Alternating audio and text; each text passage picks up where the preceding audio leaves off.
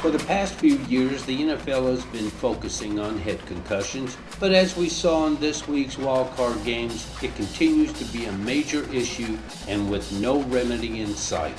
Sadly, it took a government probe, testifying under oath before Congress, hundreds of lawsuits, medical research, and autopsies performed on deceased players before the National Football League finally took some measure of responsibility and ended their decades of downplaying the disturbing amount of concussions and their long-term effects.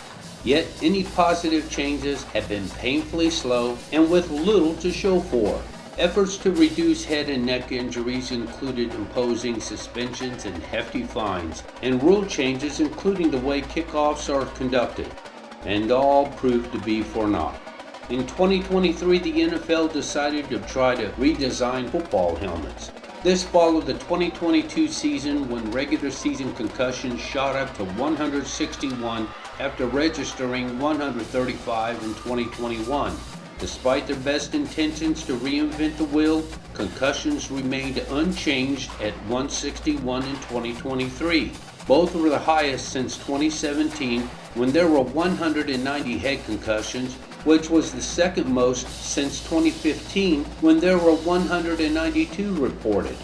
In 2024, only 44 concussions were documented during the preseason, although the league shortened their exhibition games from 4 weeks to 3.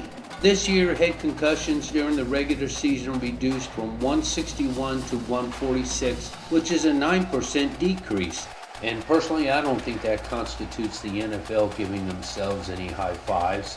Some of the big-name players who got their bells rung in 2024 are Derek Carr, Jalen Hurts, Tua Tagovailoa, Austin Eckler, who had 2 head concussions during the 2024 campaign, Zach Moss, Malik Nabers, Devontae Smith, Zach Ertz, Patrick Surtain, and C.J. Mosley.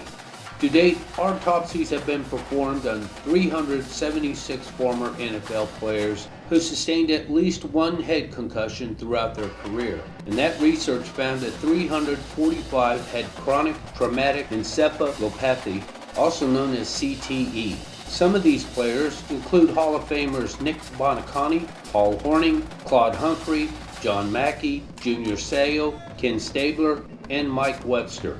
So, what is the solution? Well, there doesn't seem to be one. Tackle football is a ferocious sport.